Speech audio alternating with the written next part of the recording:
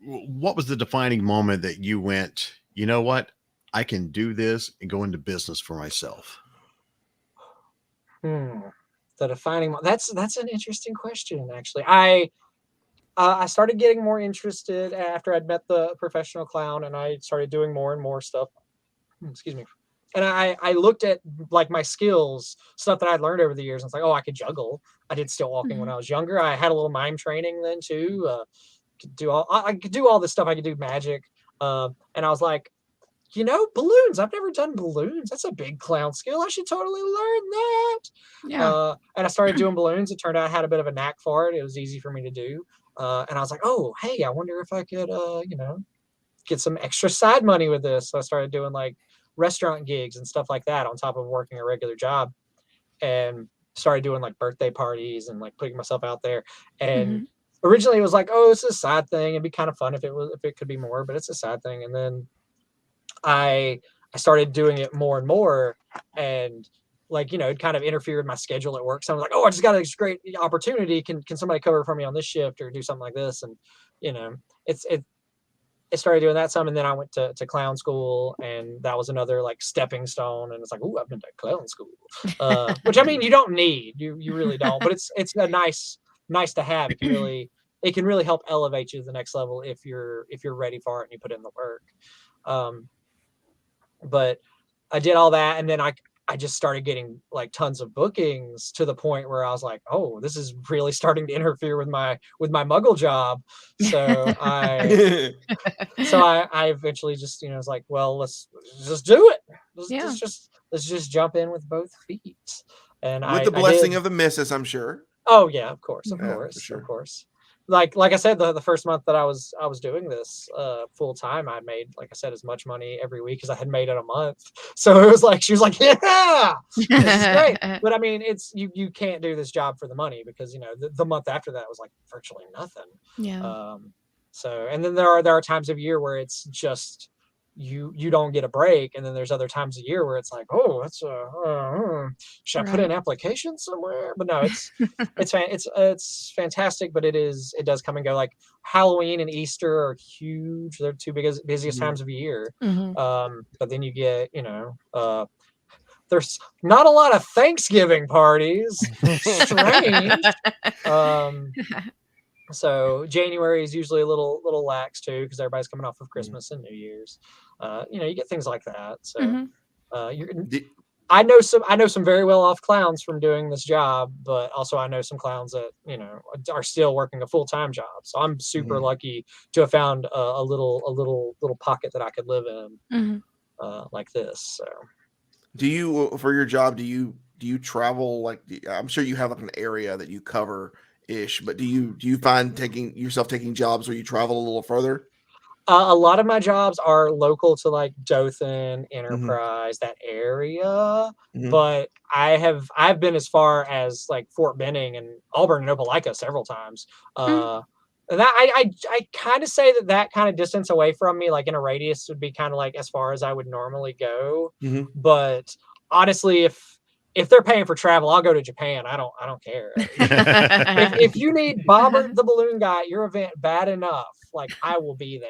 Like unless I am booked elsewhere and it physically cannot happen, I will be there. So that's just me though. Like I love doing what I do, and people want me around, I want to be there. So do you find yourself like when someone requests you and they say, we want to get a clown here, do you find yourself just like with a standard like a standard flow of like a show, or do you just kind of customize it for the person or the age group that you're going with, or what? It depends. I have a standard, it's roughly 30-minute show. Like I'm always tweaking it or taking something out, putting something in, but I have a standard 30-minute show that I do. And then also I do balloon animals. But if it's like a real young audience, like I did a preschool age thing here recently-ish, and it wound up being like a 15-minute show, and I took some of the bigger things out because there's just, over their heads. Right. I want to be able to play the strengths, and like a lot of times, like when you start getting with really young kids, it's less, ooh, look at the magic trick, as so much as it is here's bright shapes and colors and sounds Mhm. and Yeah. wacky activities. Yeah. So you got to tailor it some depending on your age group and know what you're doing. But I have a standard like 30-minute show. If I'm doing just balloons, I just roll up and like balloons. And it's pretty easy. But no, if they want a show, I do the show. If they want balloons, I do balloons. If they don't know what they want, I'll discuss with them. Well, how many people? How much time? What kind of space do you have? I Right. do a balloon twisting workshop where all the kids or people because it works as a corporate team building exercise too, where like people can learn to make their own balloon animals. Say what else do I got? Mostly that's the three big things I think is the balloon workshop, the balloons, and the shows. I do characters, but the characters that I do tend to fall under characters that I can do one of those three things with. Right. Unless it's like my pal the Easter Bunny, when I can get him around. Surprisingly, his animal paws cannot twist balloons, so he's only good for photo ops.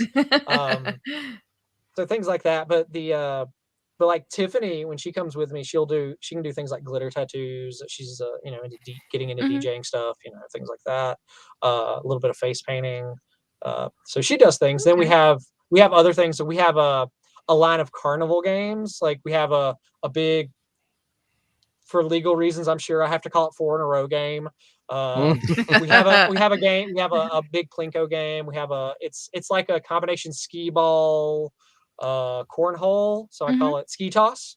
Okay. And it's like that. And then we got a ring toss game. It's a nice one. So we got those kind of things, and we're always trying to look at other things like, can we add this? So like if people want like more of a carnival experience, we have like I have a 10x10 event tent that is a red and white striped carnival tent with a circus backdrop I keep on the inside of it. So I set up there and it's like I'm ready to go. Tiffany has this like awesome pink princess style tents, for lack of better terms, that she does like their glitter tattoos out of, and we do stuff like that. And we can like fully set up with music. We have black lights because we do black light balloon things too. And then we have the game. So like we literally can just bring the entire carnival. All you have to supply is the food and the kids. So it really does. It just depends on what the person wants or what they need for the party. And I can definitely customize, and I have before customized things specifically for one individual person or place or thing. But a lot of times one of these things that I already do really will usually fill what they need pretty well with minimal changes.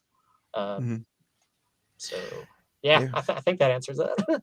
So like for your games and stuff, like you made a while back for me a Slimer toss game, which I still have. Yep. Yeah, I still got Slimer and Stay Puft behind the over there. Yeah, I had to Stay Puft with my stuff. Yeah. So with that in mind, and knowing your background in theater building and prop building and stuff like that, or set design, I should say, are you making all these games yourself, or do you go buy some, or how does that work? It depends, honestly. Like the Plinko game is one we bought and we customized. Ski Toss is a heavily customized thing. The 4 in the row one is we bought a big Connect 4 game. Slap my logo on it. It's a big Connect 4 game. There's some modifications I want to do to make it easier for the kids to play. But otherwise, like that one. So it's for me, everything, like even including my props and my setup and stuff, like I have is you can kind of see it right there. That brown thing right there. That is an old Magic case of mine, and I took a regular case and I painted it and I modified it to make it for my Magic stuff. But nowadays I use like a metal briefcase looking thing.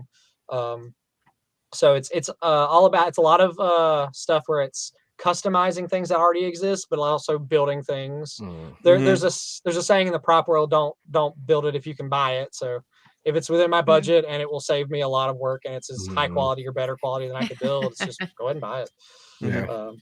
So I got all kinds of, but like this guy here though, I was playing with him before we started.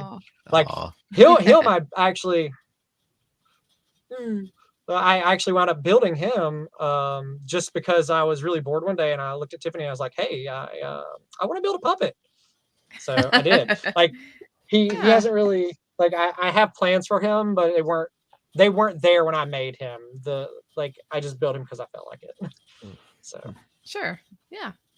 have workshop we'll build. Actually, I'm about to be, because like right now we're in the middle of doing a complete rebranding, going from Bobert the Balloon Guy to Bobert Entertainment, because I do so much more than just balloons. Right. Because I do the shows, Tiffany does glitter tattoos, things like that, but also like balloons like kind of covers it. I mean, I do balloon decor, I do balloon animals, do the balloon workshop, do the black light balloons, like all these things, but also it's a lot of balloon stuff on top of a lot of other stuff. So it's like, let's just expand it a little. And including on that, like I'm doing some redoing of some of my suits. I'm making new vests. I'm changing up some pants. Well, a lot of sewing is coming up this week for me. I'm getting patches made with like my name tag and my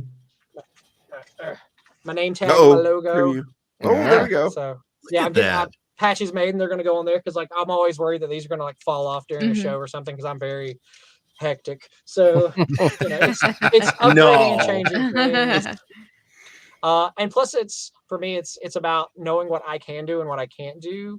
Like I draw, I'm not terrible at it. Like I'm definitely a passable artist. I'm decent at Photoshop, but I'm not perfect. I can build a lot of stuff. But also it's knowing what to farm out to who. Right now I have an artist, and I don't want to like name drop because of reasons, but they're like a storyboard artist on actual like cartoons and stuff, and they're doing some caricature style work for me. That might be a bit of a stretch, but they're doing some cartoon images of me, and I've had some people do Photoshop stuff for me and things like that. So it's a combination of doing stuff myself and then also farming stuff out. Sometimes it's me drawing exactly what I want or kind of making a version of what I want and then going to the other person and go, do this, but better.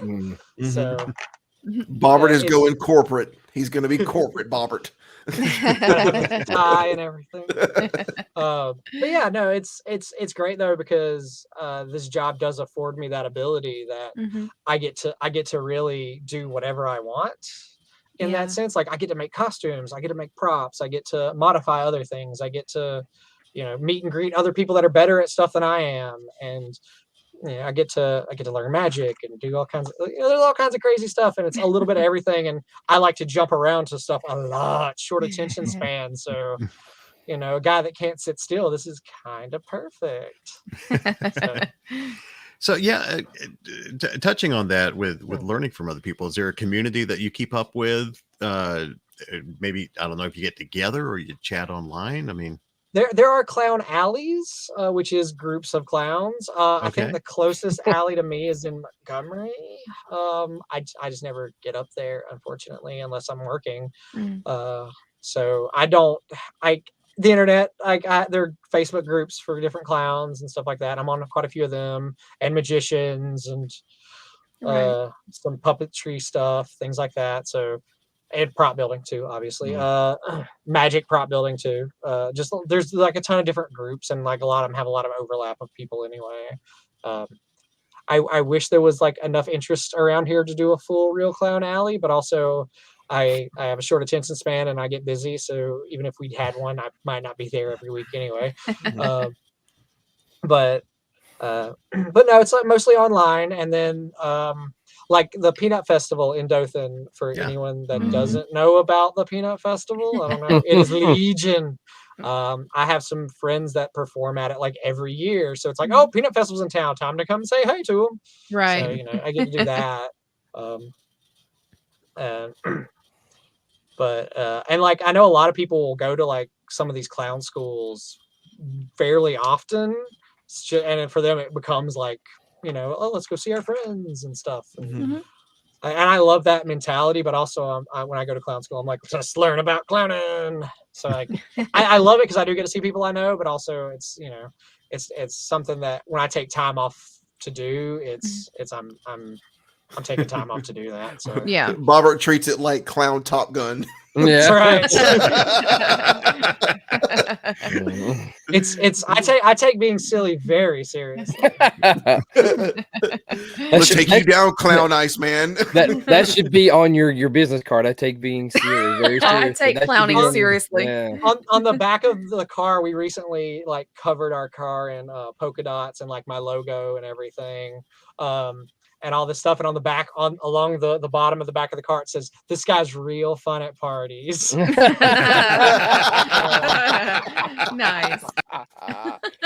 No, I didn't come up with that. I wish I had. A Uh, buddy of mine who actually he owns a casino company came up with that.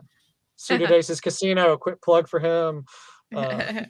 So, but he does casino parties. Like he'll bring all the tables and like Yeah. funny money, literally, That's awesome. to your location. He does a lot of businesses and stuff like that. It's great. But he has helped me out a lot. He's a great web guy. So I came up Nice. with that slogan. Cool.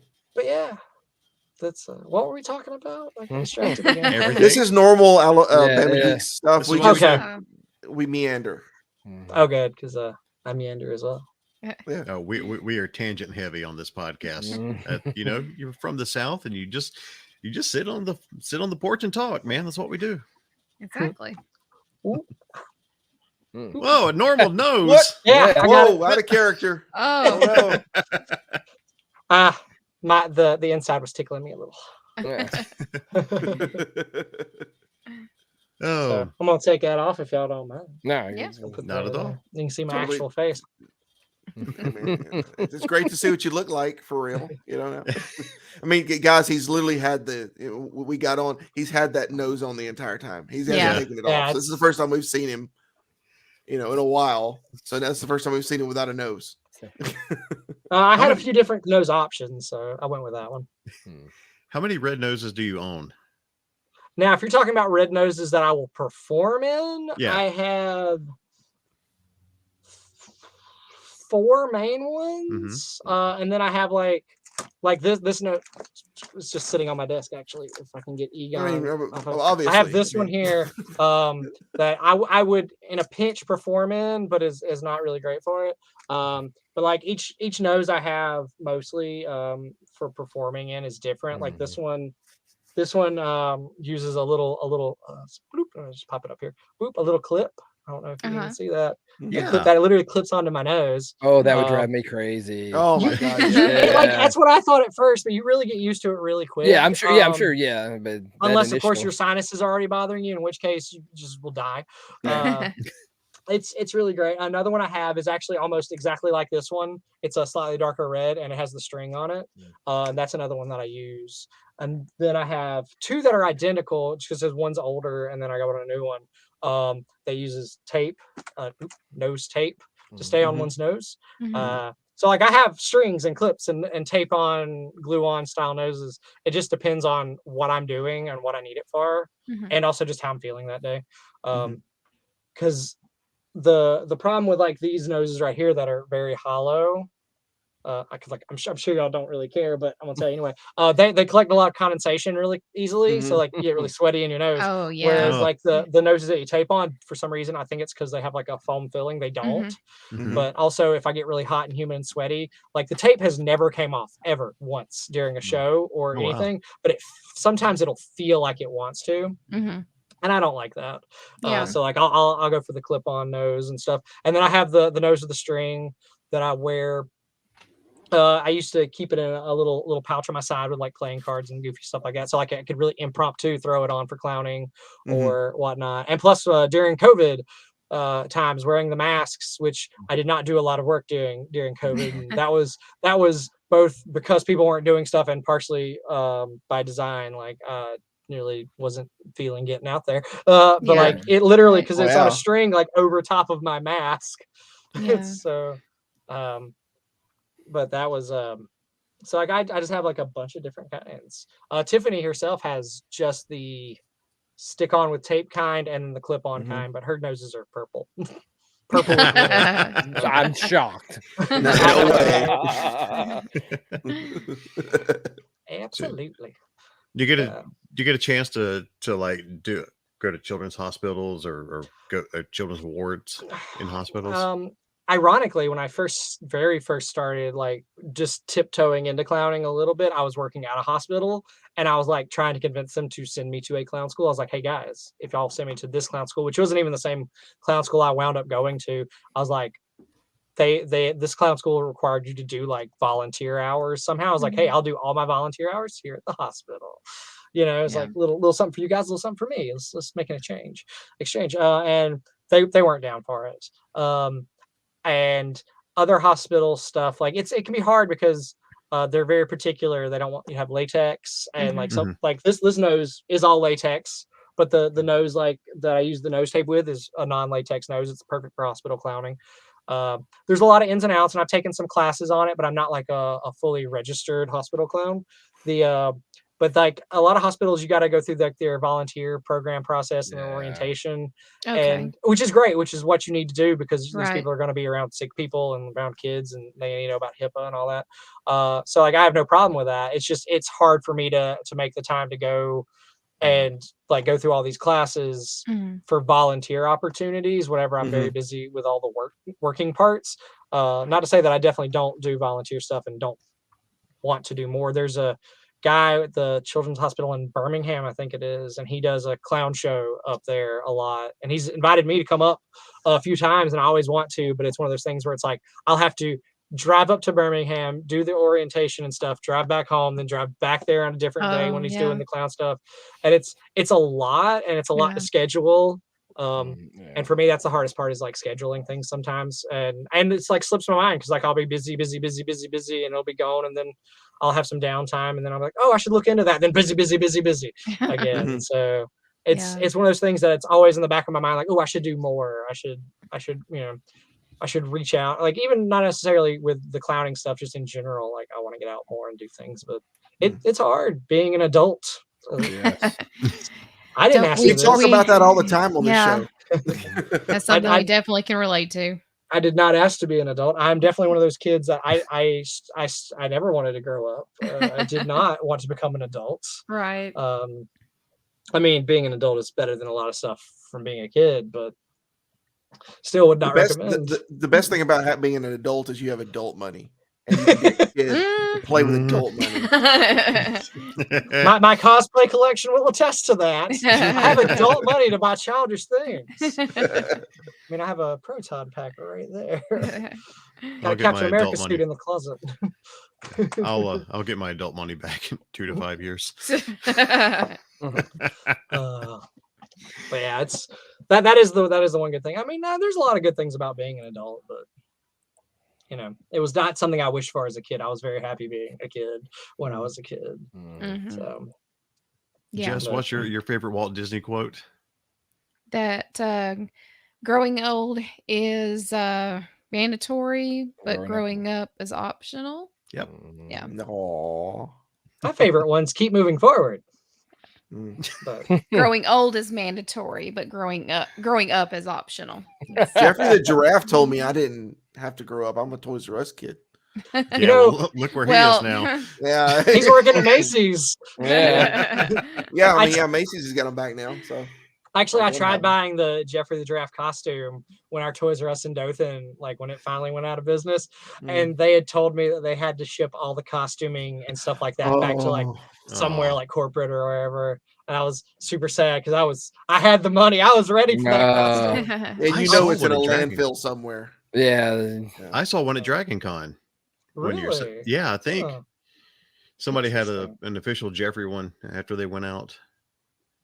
Huh. So apparently they had a cooler store manager than you did, Bobert. Yeah. Still, all those good deals when they were going out of business. Whew. Yeah. So I think that's how I got my Star-Lord helmet. So part of the Marvel shelf now. There you go. I got an Xbox One brand new off the shelf for 70% off. Great googly moogly. When Toys R Us went out of business, I was like, yeah. I'm not an Xbox guy, but I can appreciate that. Yeah. For 70% off, I would. Yeah. I was surprised they still had it, and I walked up, they had like 2 left, and I'm like, oh, thank you. Even Jess was like, that's a good deal. Yeah. Can't pass my indicator that Toys R Us had closed was I drove by the Galleria and I looked over there and I was like, oh, okay, Oh, it's they're gone. gone. All right, It's an Ollie's now. Yep. yeah. Our Toys R Us is a thrift store, so actually I just bought some toys there the other day. Ironically, I was yeah. gonna say. They had a Buzz Lightyear, and I was like, "Ooh, Buzz Lightyear!" Well, what advice do you have for somebody who might want to get into clowning around? Ooh, that's Talk to me. Yeah, I mean, they can if they want to. Absolutely, I've had people do that. They're more than welcome to shoot me a message or something like that. Somebody wants to get into it. I'd say study as much as you can. Learn, like research online. Like there's different types of clowns. There's different histories of clowns. There's a saying that I like to use, which is paraphrased off of. Knocking my cord around. Paraphrased off other things, and it's we're the clowns. We decide what that looks like. Which means, ultimately, at the end of the day, like you're your own clown. You do what you want. Mm-hmm. But I highly recommend learning the history of things and learning traditions. Not necessarily so you follow them, but so you know why they're there. Mhm. Like me, like I don't wear makeup, but I still have a face. Like, and I know why the faces are important, why they exist, and when to use it. But yeah, learn as many different skills as you can. Look into every type of clowning. See if there's one that you like more than others. Because there's so many, like American style. There's European. Do you just want to be a juggler? Is that what you wanted? Do you want to juggle? Do you want to be a mime? Do you want, Right. Because there are so many. You could theoretically not know any magic, any juggling, any balloon animals, and still be a clown. Like, it's entirely possible to know no skills and still be a clown. And it's just like how you present yourself and how you do it. And so it's about really like looking at things and like researching it and like practicing, playing. It's about playing. You just need to play. And it can be definitely difficult if you don't know anyone or anything like that. That's one of the things that I like so much about clown school is that you do get to meet so many people and you learn so much. American Clown Academy is specifically geared towards like American style clowning, which is fine. I mean, it's what I do. It's great, but it's still a good starting point, if nothing else. And then there's other clown schools. There's Moose Burgers, Moose Camp. There's Clown Camp. Those are a couple of big ones. Ringling Brothers is coming back, although good luck getting into that clown college if you're a noob. Good luck getting into clown college if it was me. Like Ringling Brothers is tough. Yeah. So it's really one of those things that's just start reading books. There's a ton of great books out there too to like start you off. And I know that a lot of it would be, like here's your big shoes and here's some balloons, kids. But it's kind of how you start. And you kind of figure it out from there. There's a whole thing, and I don't know if it's still going on, but I know at least a few months ago it was big on TikTok, which I don't do, but I get reports from people that do the TikToking that there was just this whole clown thing going on with like people like exploring these like weird clown-esque characters and dressing up or putting on makeup and very non-traditional, like kids that just don't know what they're doing, but like, I kind of love that idea that they're just like, this seems fun. Let's do it. Because, they're all going to do it. And a month later, they're going to completely forget about it because that's the way trends work. But, there'll be like a few people that like really caught the bug from it. And then they'll go on to learn stuff. And, in a few years, I'm sure they'll be better than me, if not quicker. So it's really the way that it kind of goes. So it's impossible to tell you how to start because there's a billion different ways to start. But I mean, that's how I started, was just reading up on stuff and playing around with ideas and playing with magic and stuff. But like I've been learning stuff like that unbeknownst to me since I was a child, slowly pointing myself in this trajectory. So, well, Bobert, building on that, I did have one question. Just yes, what would you say the most important personality trait a up and coming clown should have?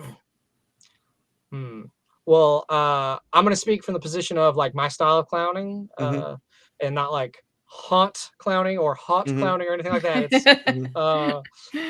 It's I think the most important trait is don't be afraid to look silly, which is it's kind of a weird thing to say, but it's if I have a superpower, it's probably that I'm really not afraid to look dumb. So So it's like you can try anything you want if you're not worried about looking dumb. Yeah. You can try going up to someone and being like, "Hey, you want to see a magic trick? Hey, you want?" And it lets you be more outgoing, not just in a way of, "Hey, how you doing?" It's in a way that you're not afraid to fail, because I mean that's kind of guaranteed to happen here or there. You're gonna have mistakes and mess ups, and you're gonna have bits that don't work. Like, I have tons of bits that didn't work, and I look back and laugh on them. They're great stories now. But at the time, it's like, oh, that's completely failed. Oh no. So you have to. It's a combination, I think, of not being afraid to look silly in that way, like unintentionally silly, like you just screwed up silly, not ooh, this guy's silly. Don't be afraid to look silly, and also, really, it's I don't want to say be outgoing, because that kind of like makes it seem like you have to be an extrovert. But you can't be afraid to put yourself out there, just like be fun, be silly, try to make it as fun as you can, even if your style of fun isn't every other clown's style of fun. I've definitely seen non-traditional fun clowns. So Awesome. Kevin got a really funny look on his face when I said that. So well, we're gonna start wrapping it up. If you're a Patreon member, we're going to extend it a little bit. But before we close off the public podcast, how can people get a hold of you and book you for events? Oh, that is a great question. I have a website. It's boberttheballoonguy.com, which is Bobert, BOBERT, theballoonguy.com, or bobertentertainment.com. Both will take you to the same place. Also, I'm on Facebook under Bobert the Balloon Guy, and Instagram, Bobert the Balloon Guy.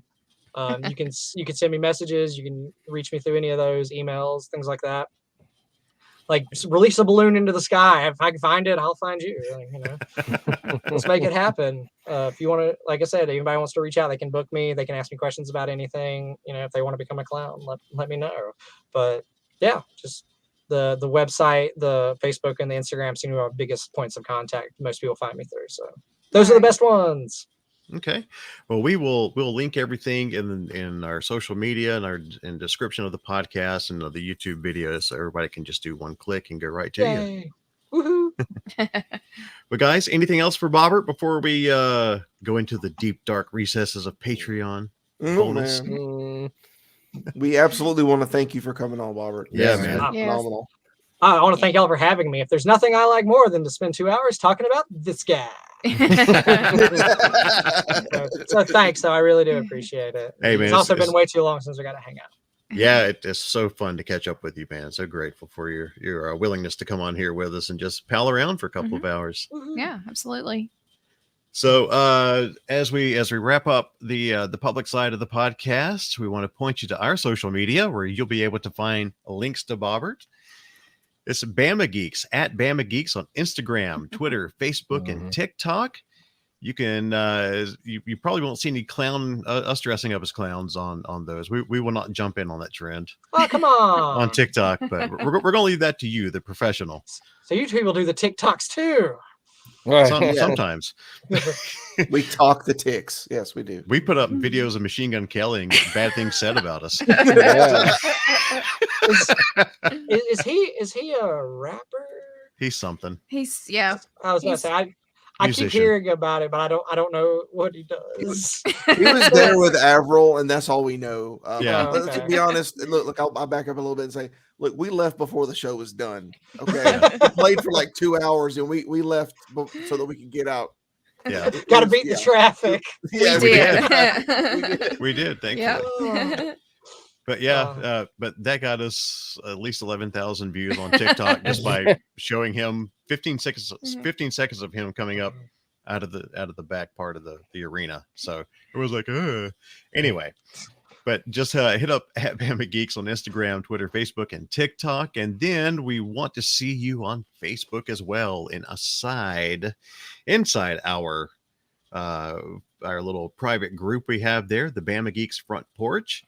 You can go in there. You can interact with all of us. There's a lot of fun, a lot of great people in there. And like we said earlier, we're in the South. You sit on the front porch and you just shoot the breeze and talk about whatever you'd like. So Make sure you go there. And since we're about to jump into our Patreon segment, a little bonus audio, if you want to be a part of that, patreon.com/Bama Geeks.